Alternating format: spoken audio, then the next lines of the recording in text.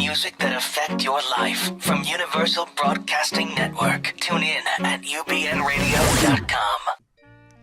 Hi guys, this is Sunny Chayes, and you are with us today on Singing in the Rain. And as we know, I also love the tagline, The Power of One.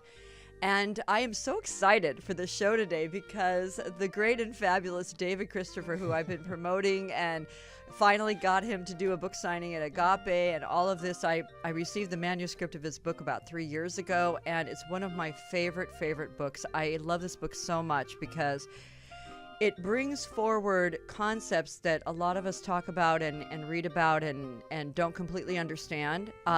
Cosmology, sacred spirituality, what is really sacred activism, what is activism, period. Should we be active? Should we not be active? Can we be spiritual and be, a fighting person for any cause or all of the causes? And with all of that being said, we are going to be able to find out a lot of those answers today. And we also have this incredible person who is very involved in the UN and many other aspects of his life, spirituality, environment, so many things that I can't even describe right now, but Curt Johnson. So he's going to be calling in around 2:30. So without any further ado, I don't even know why people say that. I don't even know why I'm saying that. Let's bring on David Christopher. All right. Thank you so much, Sunny. And thank you so much for all of your work too. And you really have been one of those people who has been pushing not me, but this work of bringing spirituality and activism together. So I just want to thank you for that. Well, thank you. And I want to also tell you that I've been doing this show for many years. I've been doing a lot of things, promoting different causes, and I've at different times felt awkward doing that because I sort of feel like I'm, if I'm on Facebook too much or, just sort of this whole promote-y thing, this salesy promote-y thing, and I'm really uncomfortable with it. And one thing that I borrowed from your book, I was about to say stole, but I know you'd give it to me, borrowed from your book is the concept of the seeker and the sage. And so in my life, in my heart, in my mind, and in some of the writings that you guys see that I have on my website or, on the UBN page, I talk about me being the seeker and about all of you guys, whether it be heroes that none of us might ever have heard of or world-renowned heroes coming onto the show as the sages to bring the information, to myth bust, to educate us, inspire us, as I say, unknow stuff that we thought we knew and know it and re-know it. And those are the sages. And it's not even it's someone pointed out to me that it's sort of not a this thing, like a lower and a higher thing. Exactly. And which helped me too. But now when I'm working on promoting my show, I can sort of say that much more easily and push the show kind of because I know I'm bringing you awesome sages onto my show. So thank you for that. And at some point, this book, The Holy Universe, may be called The Holy Universe, The Seeker and the Sage. We'll see. So stay tuned for that, people. If you hear of that, you'll know what we're talking about. So I want to just hear what you have to say. Well, just to, first off, the one thing that you did say, that there are two characters in the book, the seeker and the sage. And there is a point where the sage does say to the seeker, I'm as much of a neophyte as you are. In fact, I'm certain there are things that you can teach me.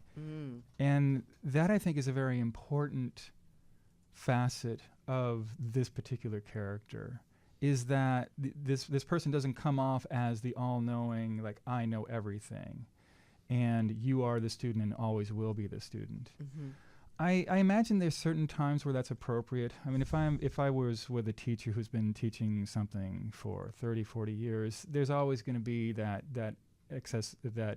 additional experience that I will never have. But when we're making our way through these times right now, where there is no map of how we're going to get to, an environmentally sustainable, a spiritually fulfilling, and socially just human presence on this planet, there is no map for that. Yeah, we're in uncharted territory. Yes, even with the old, especially in the West, we pay homage to the Eastern traditions.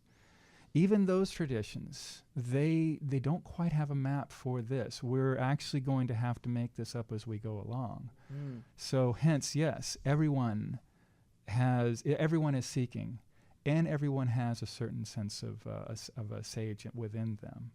And our task is to learn, how do you bring that out? How do we bring that out with one another?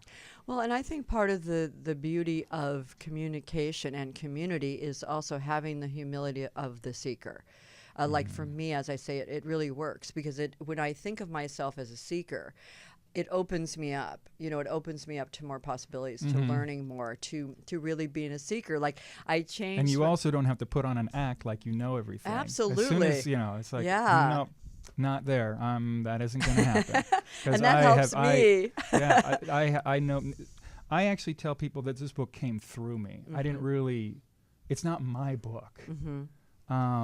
It's a book that just came through me. So, in essence, yes, I can take some ownership of it. And actually, my teacher and I spoke about this, is that, yes, you wrote this book, but yes, Spirit wrote this book. Absolutely. So it's like 17 people. I mean, when I read this, I think, oh my God, I mean, I know you as a friend, and it's like, David, really? I mean, it's so powerful. I mean, not to say that you're some, right. Well, actually, and this is actually a very important lesson, I think, because when I first read an excerpt out of this to a group of friends who know me really well, there was this silence in this room. And then they looked at me and said, God, that was great. Who wrote that? And I said, well, I did. And they looked at me with such incredulity. They were incredulous. Like, you wrote that? One person just screwed up. Like, you wrote that? And what that taught me is that we don't recognize the wisdom of the other people that we know so well because we know them a little too well. Yeah. And part of our task, I think, is to learn how do we allow that prejudice that we built up around our families and our friends to set that aside. Yes, and just so people know kind of where the show's going to go, because I never really know where the show's going to go, and as much as we talk about it, it has a mind of its own. There are many things that I do want to talk about, and I'll just tell you, David, I really want to hit on sort of the sacred political aspect, the sacred environmental, the sacred. I don't know what this term would be. The sacred activism. Well, sacred activism, but also it's just on everyone's minds right now, the sort of prejudice and everything that's going on that's just in our faces. So the sacred acceptance, which, and all of these points are so beautifully brought in this book. I mean, you have these in this book so beautifully, and so we're going to be hitting all these different points, and and also Curt's also going to bring forward, I think, a lot about raising above our separateness with religion and philosophy. And sometimes we even laugh on this show. I talk about, people say, well, I drive a hybrid, well, I drive a Prius, well, I drive electric, well, I'm a vegetarian, well, I'm a vegan. It's like we all are doing whatever we can do, and this kind of competition separate thing, I even find it in the Make a Difference organizations, where somebody's doing something and then somebody else is like, well, mine's cooler, or I've worked harder, or whatever. And Curt and I even talked about this yesterday. It's part of our challenge, is to really play together nicely. And yes, because those of us who are visionaries tend to be also tend to be very strong personalities, right? Too. Yeah, and allowing the connection. Like, as I had Marianne Williamson on the show last week, and we talked about sacred politics, and she's doing this event in a couple of weeks, Sister Giant, which you guys know about. And come and see it. It's at the Concourse, 28th, 29th. Get tickets, go online, do whatever you can to be there, because it's really about, and this is something that you want to talk about, and I want you to go. I'm going to tell you, I'm going to again this a little bit. Okay. I'm going to have you feed right into this, because it's a woman. It's sort of women in politics, but again, of course, it's not just the woman; it's the feminine energy. And so, to finish that off, you guys know Marianne asked me to give away 4 tickets on this show. So if you guys go to my website, write in something amazing that you have done that shows your power of one in whatever area that is, in politics, environment, and just, some random act of kindness that you do. First 4 people who do that, I'll contact you and get these $100 tickets to you guys. So go for it. So let's go right into how you feel about that with the sacred feminine. Well, I'm thinking, do you want to read this first, and then Okay, we'll go into that let's very do it. nicely? Sure. So On 36, yes. we're showing and telling here. Yes.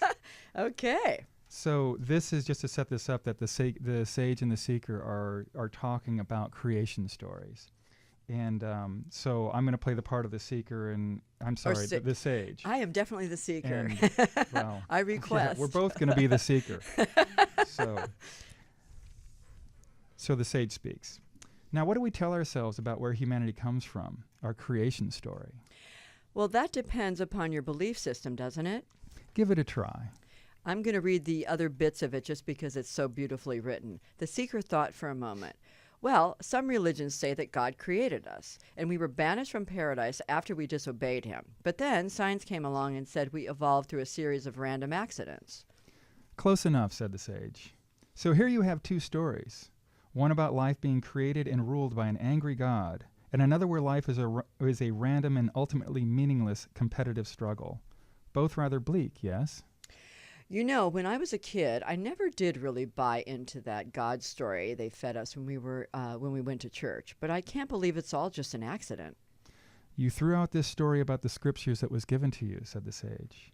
Yet you can't reconcile with a big dumb rock story either. So that leaves you where? The seeker gazed skyward, past the trees on the other side of the field, thinking. Suddenly he looked at the sage, thunderstruck. I don't have a story. The sage laughed. Well, you do have a story, but there's got to be a better story than this is hardly a foundation for a fulfilling life. And now the seeker laughs ruefully. I don't know how I would laugh ruefully, so I'll let you keep going. You see, when the sciences of modern mind really got going, they dismissed the religious, mythical, and spiritual stories of the ages. They tried to replace stories filled with metaphor and images with stories of mere facts and logic. But they failed. For facts alone don't go far in feeding that part of the soul that desires connection, loves imagery, craves meaning, and demands metaphor. Beautiful. What I love about this book also, which I highly requested and I'm so glad got to happen, is that you actually have, I'm going to show the camera, the seeker's words on one side of the page and the sage's on the other.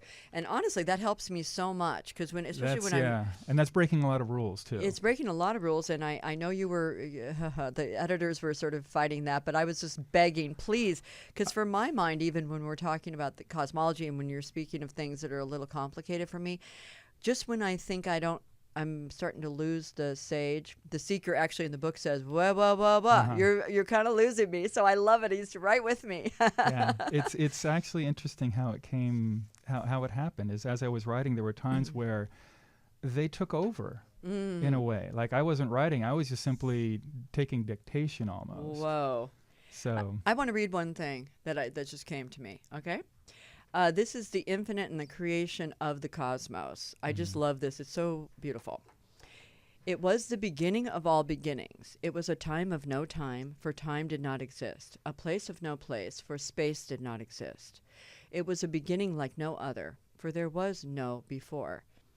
There was no time, there was no place, there was only the infinite and the unfathomable mystery. And the unfathomable mystery was all that was to be. And all that was to be was small, smaller than the tiniest particle, in the tiniest atom, in the tiniest dream, although there was nowhere from which to see how small all that was to be was. For there was no outside and no inside, no here, no there, no now, no then, no darkness and no light. There was nothing. Okay, try that one on, guys. That's well, so there beautiful. was actually it continues and it does on, continue. But it says there was nothing save a whisper of what might be, an infinitesimal, indescribable, unfathomable mystery. And that describes the state of the universe 13.8 billion years ago, just before what science calls the Big Bang. And this is the story that the sage tells. Let's go all the way. Since you don't have a story, let's go back to the biggest story, 13.8 billion years ago, and start with that before we really look at your personal story. Let's talk a little bit about, one of the things I love about this book is talking about the different minds. And again, one thing I want to compliment you on in this story, in this book, is that you really lay out. I mean, I say to some people that it's really sort of anthropological and sociological as well, and you lay out how things developed the way they did in different tribes in different parts of the world, and why this area had water, this area was arid, and that's why these people lived this way, and and those people lived that way. They had more resources, these people had less, so as a result certain behavior became to be.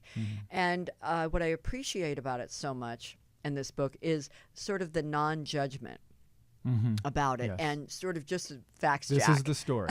This is what happened, and from this you can see why people with more resources behaved a certain way, and so it makes a lot of sense in a way that is looking at it from a very compassionate place, actually, and then where we get to, and then where we go from there. So, do you want to talk a little bit about the different minds that you have in this book? Sure. Yes.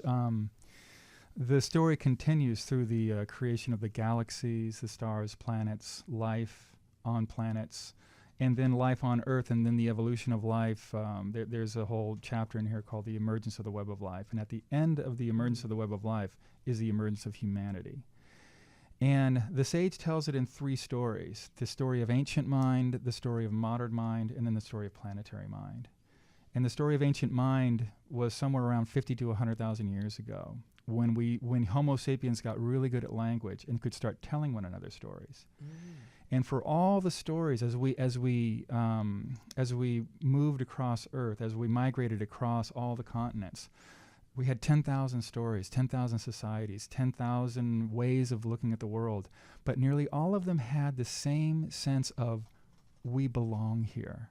We are part of the web of life. We are part of the cosmos. We belong to one another, which doesn't mean there wasn't strife and violence and all that. In fact, there's arguing over there might have been more violence. Who knows? But it really depended a lot on what you were saying, where these people were as they formed their clans and their tribes.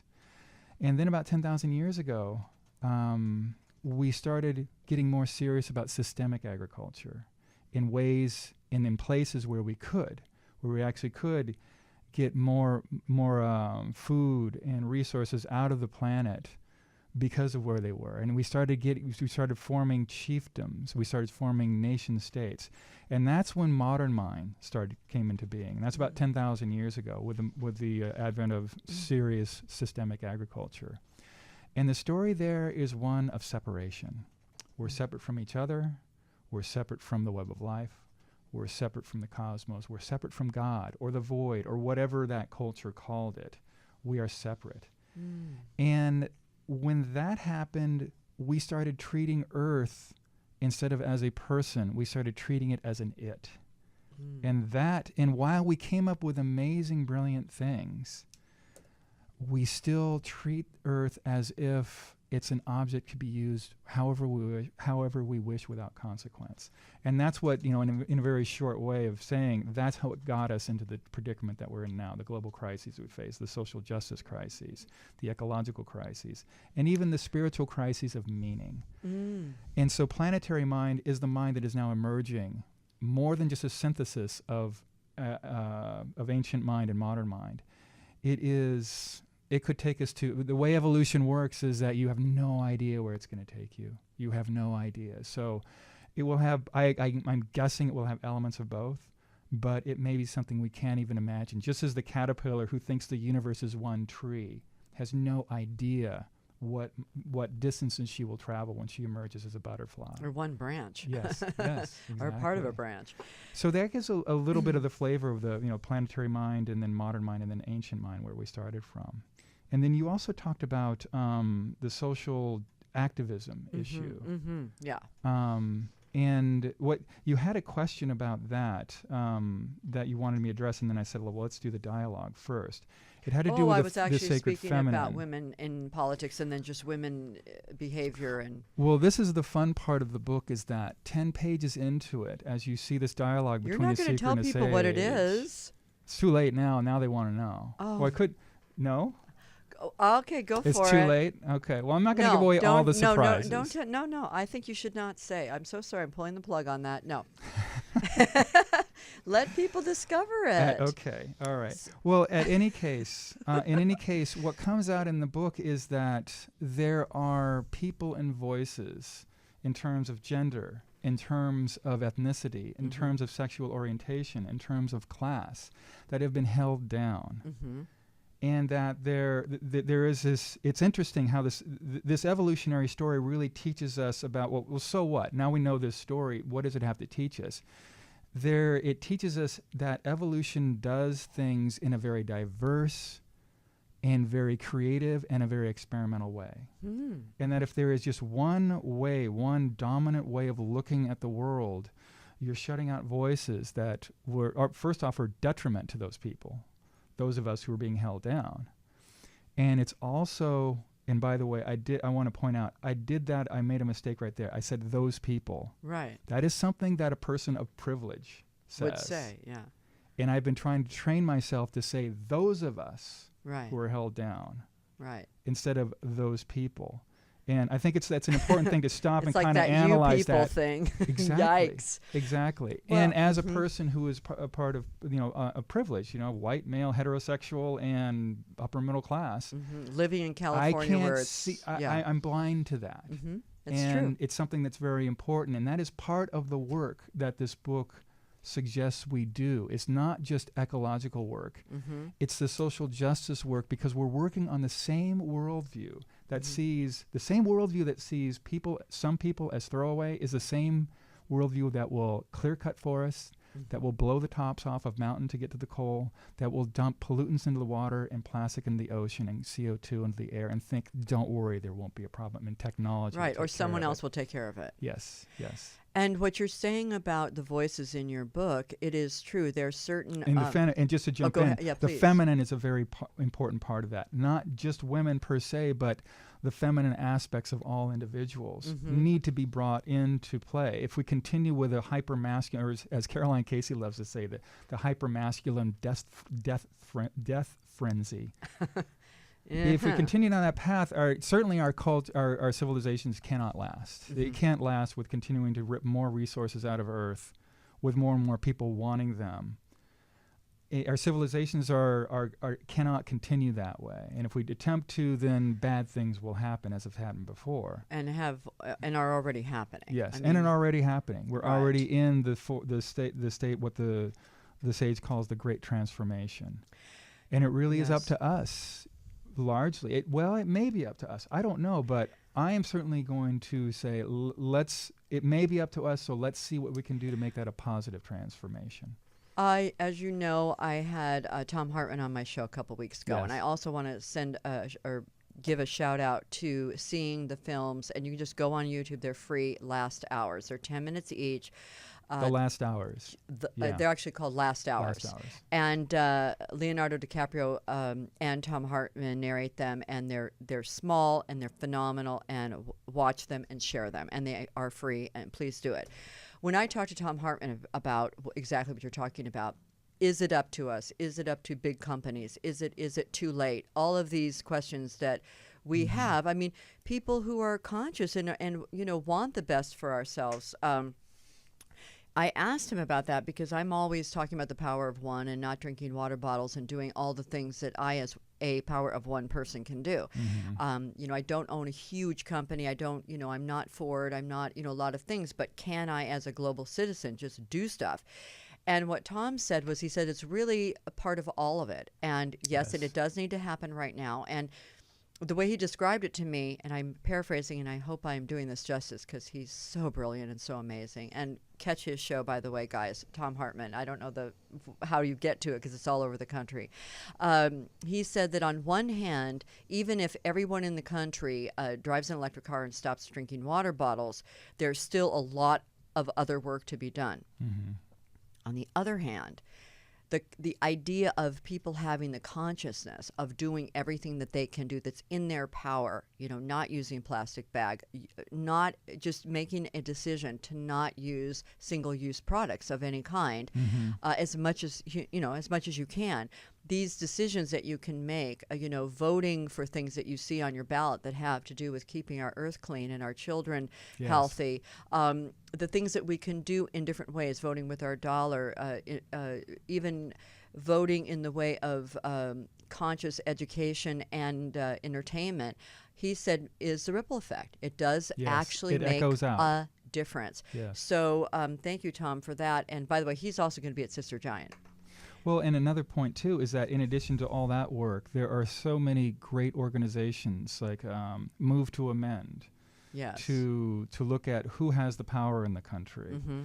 Another one is the Citizens Climate Lobby, learning how do you lobby your politicians in an effective way that helps turn the tide on climate change. So all of that, from recycling plastic bottles to working on national and global organizations, all of that work needs to be done.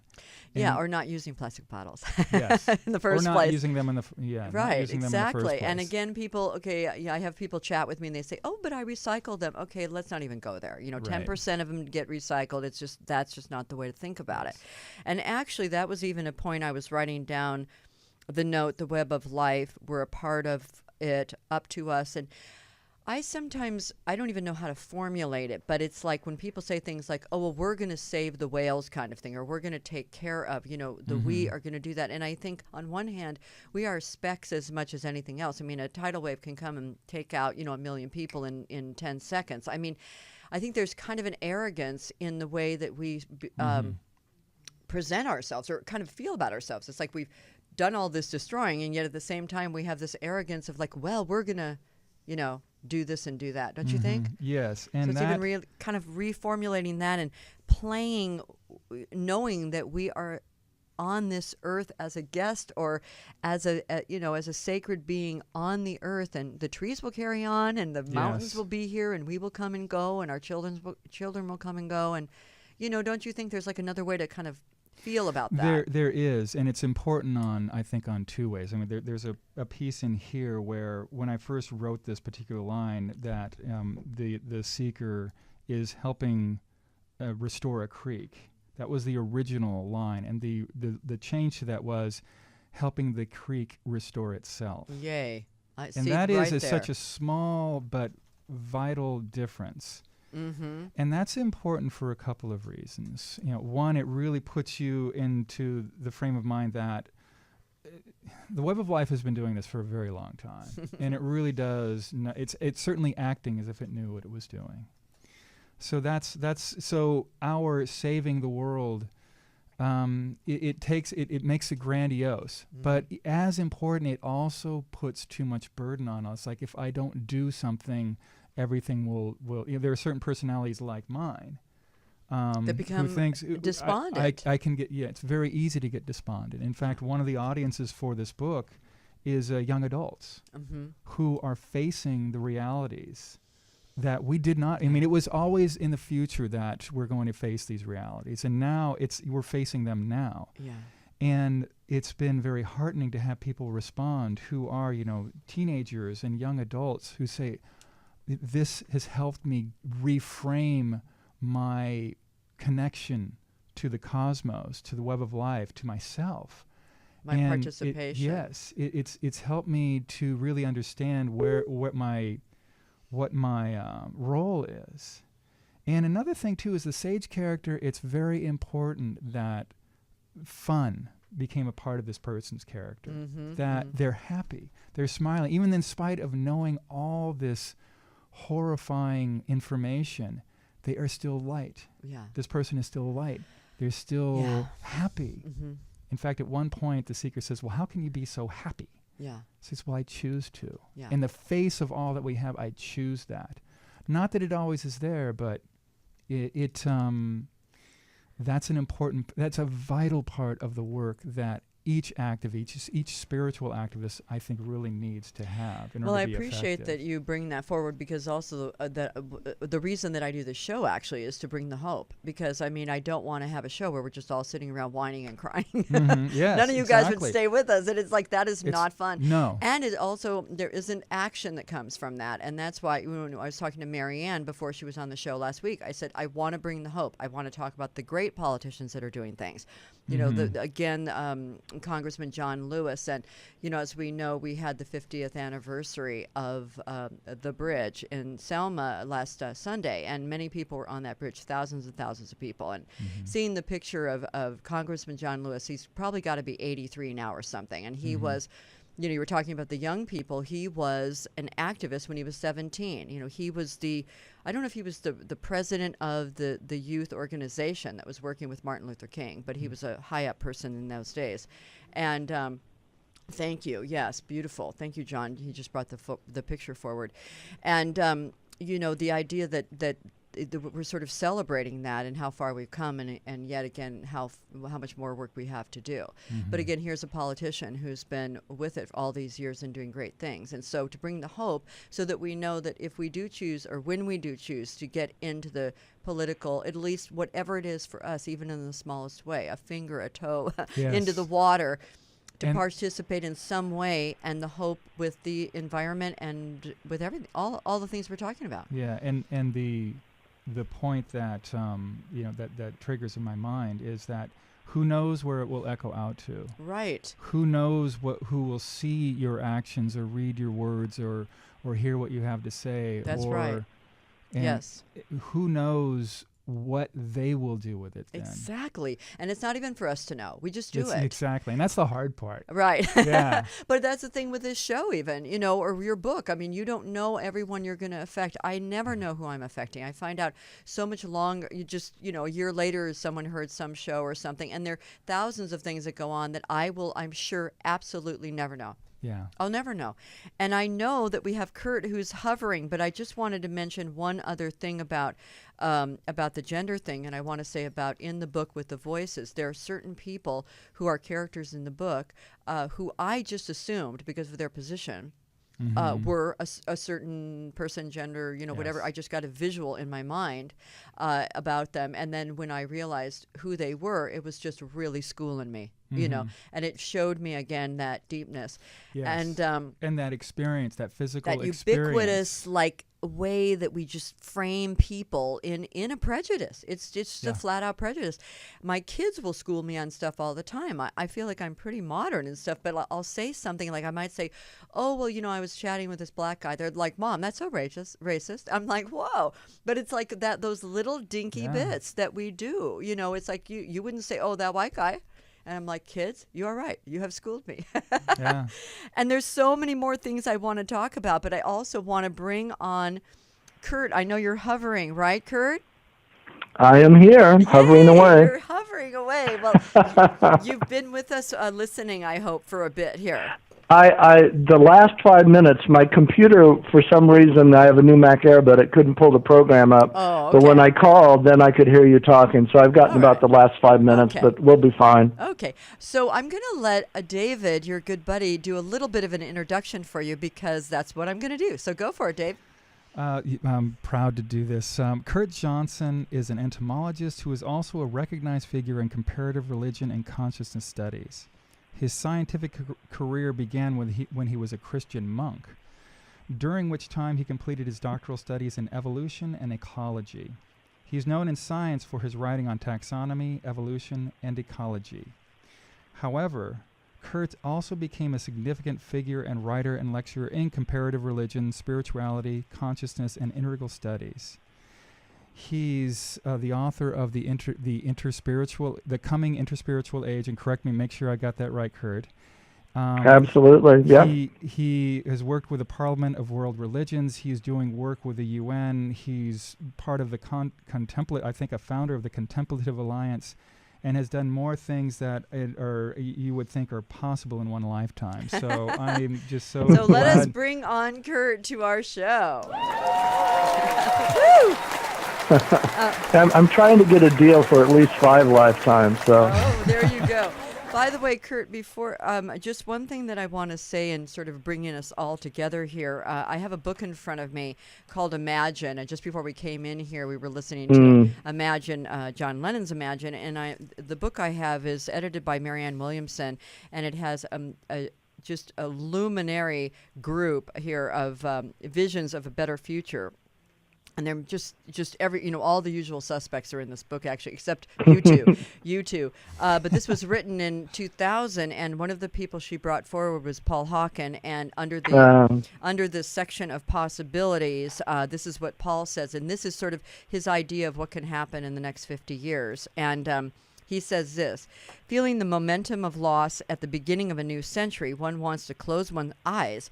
Yet, to close one's eyes, it is to do the very thing that will bring forth the fruit of ignorance. I believe in rain. I believe in odd miracles, in the intelligence that allows terns and swallows to find their way across the earth. And I believe that we are capable of creating a remarkable future of humankind.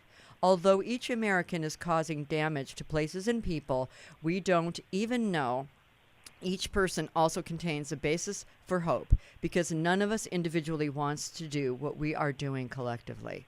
So I just thought I would read that and let us carry on chatting from there, shall we? Yes. Sounds good.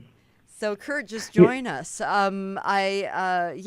what we're talking about is basically David's book, and we're also talking about sacred environmentalism, sacred behavior in all ways, political, in just community with each other, and of course we were talking about the ancient mind, the modern mind, and the planetary mind, and I know you know about that because you've read the book. So that's kind of where we are, and so if you want to chat a little bit about how you've been working with religions, religious leaders, and the coming together and finding the sameness in all of that, all of those people and all of those religions, philosophies.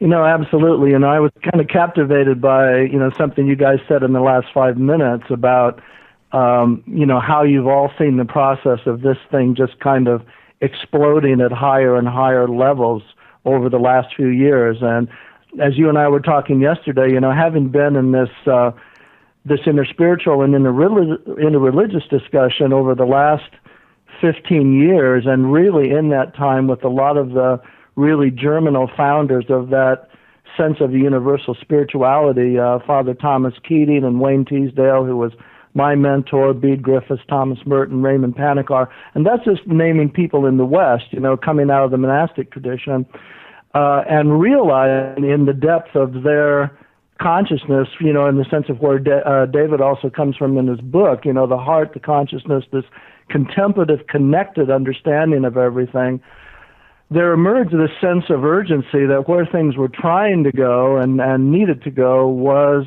the religions coming back to a sense of source together, getting away from the things that were just completely mental, like theologies and absolute claims that can't really be tested, and to get to the nitty-gritty of the entire spiritual life, which is love and kindness and how we live and how we behave and how we create global community. And then what's happened then, and this is what's fascinating, is that, for instance, Wayne Teasdale named that interspirituality 15 years ago, and this thing now in the last 5 years has just exploded. But what's interesting on top of that, which was what keyed me into your conversation, is that there's not only just the external global discussion in books and conferences and panels and committees and everything that ties my life up 24/7 and everybody that I run with and how I met David, but there's also a really amazing, deep person-to-person, really, I guess you'd say, esoteric or highly personal discussion across contemplatives through all the traditions, Hindu, Buddhist, Christian, Sufi, go through the whole list, that are really talking to what David was alluding to, this undercurrent of what's guiding this from a deeper level, which seems to be, at the very least, this uptick in consciousness, which can be looked at from a scientific point of view, that people are seeing things now as far more interconnected and less in the old boxes.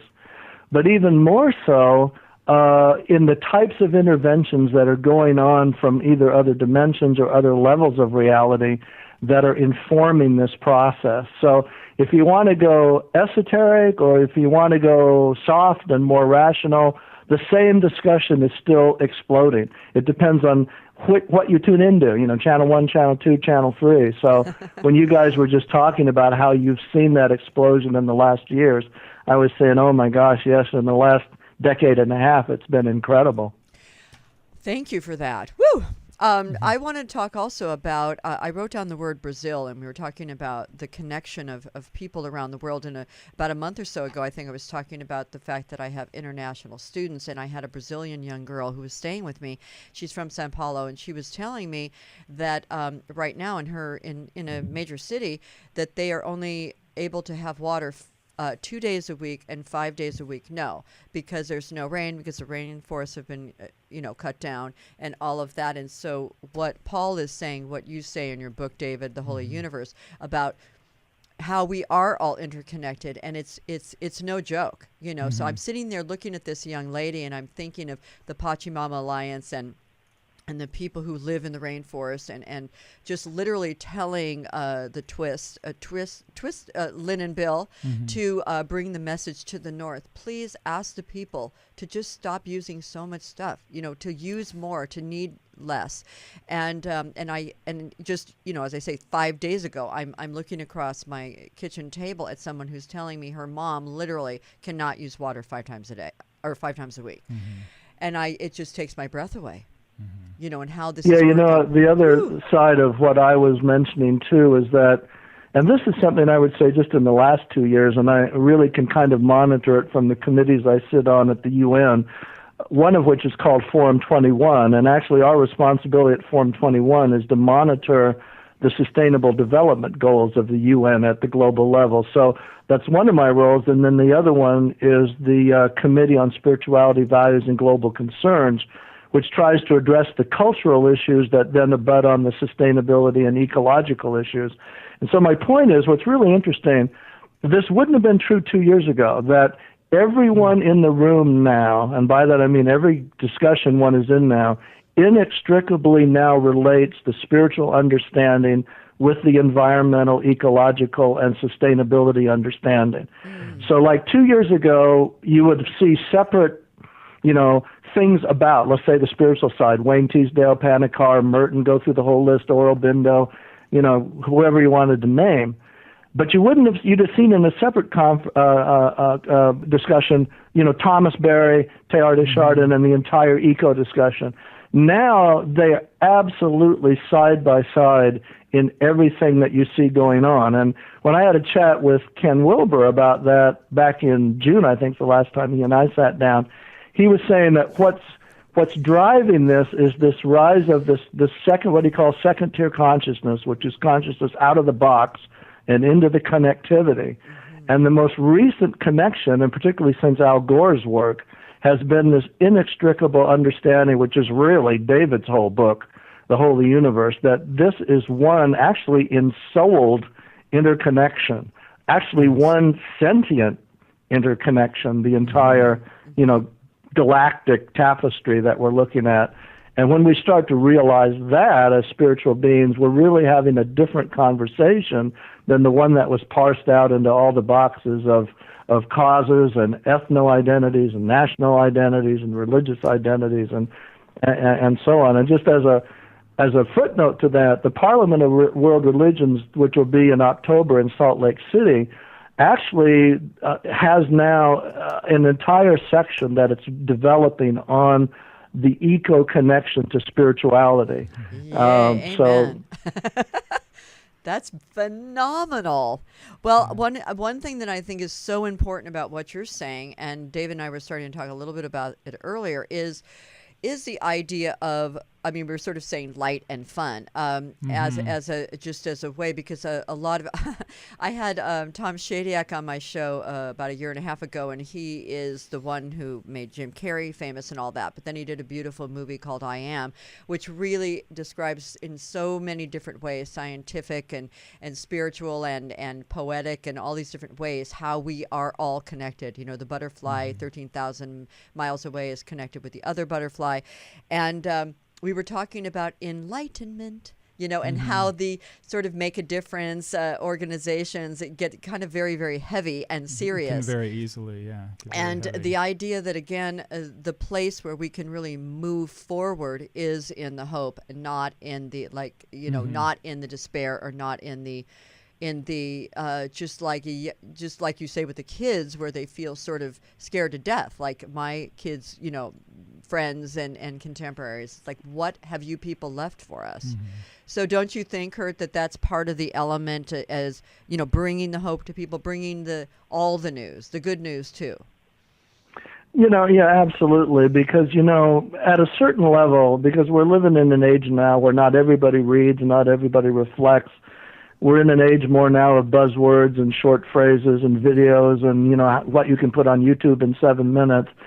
And what's interesting, what that's really saying is that at the informational level, a lot of people, that's not going to be their prime way to get it. Mm-hmm. But what we see, and I know David sees it too across all the spiritual communities now, is this understanding of all the levels and modalities that bring out the heart, they bring out resonance, they bring out really what's involved with the fruits of love and caring and relating one-on-one vibrationally with everything around us, from trees to other people to birds to music.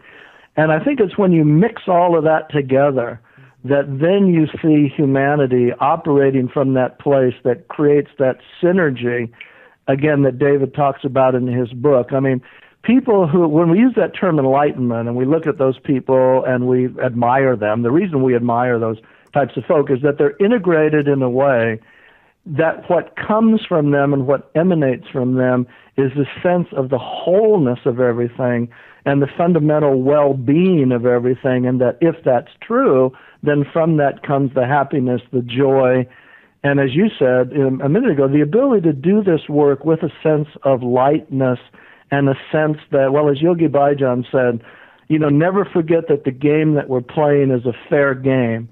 And because of who's actually in charge, the result is quite assured. And a lot of times people in the secular world, the materialist world, they don't have access to that part. Only people in spiritual practice have an access to that part. And I'll just throw the word in gratitude as well. Yeah. Totally. Yes.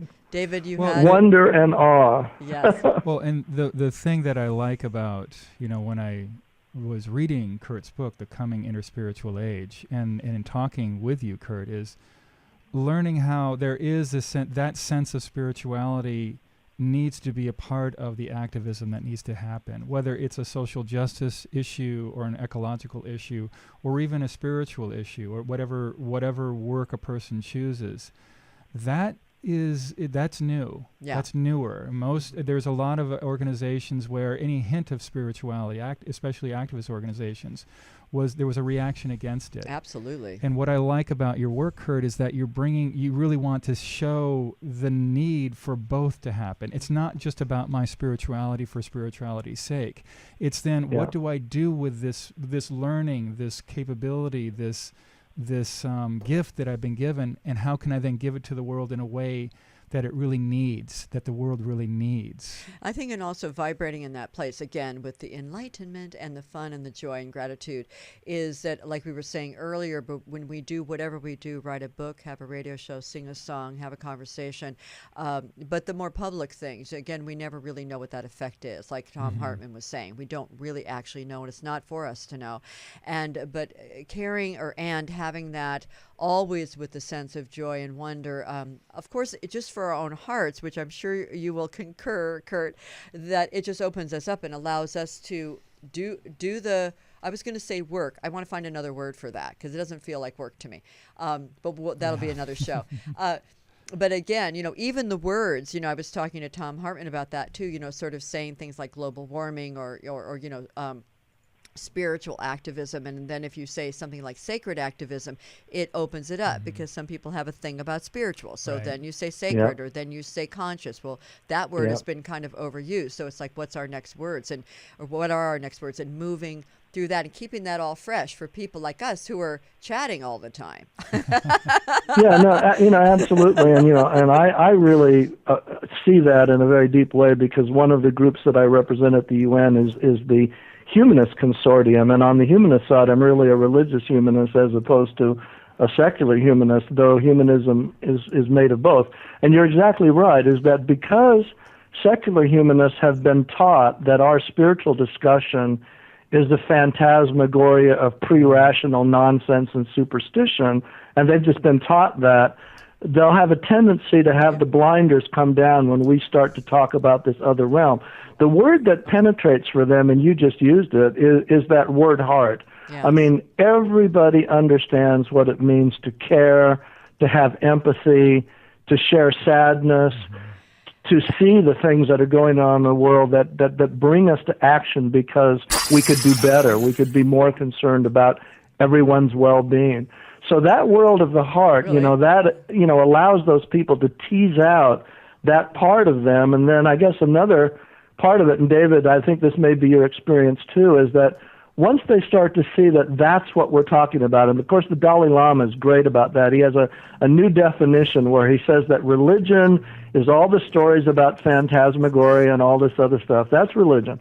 But spirituality is about behavior. This is in the Dalai Lama's latest book on ethics. It's about how we treat each other and how we treat everything. So, like I was saying in a humanist talk I gave recently, if we can move our understanding of what spirituality is over to that realm of the heart and behavior and caring and right action and right being, then we open up a world for them that's simply been shut down because they've been taught by the default setting of academia, which is basically reductionist and materialist, that world is not real, it's just superstition. So Exactly. Well, I just want to let you know that we have come to the end of our show. So I just want to thank you, Curt, so much for joining us. I know you're moving and doing a lot of things. And for David, Christopher, and we are going to be on Tony's show in the next couple hours. So we'll be back to say hi to you guys. In the meantime, remember you have the power of one, and much love to you all. Bye-bye for now. Shows that make you laugh. Shows that make you think. Music that moves you. It could only be one place. Universal Broadcasting Network. Tune in at ubnradio.com.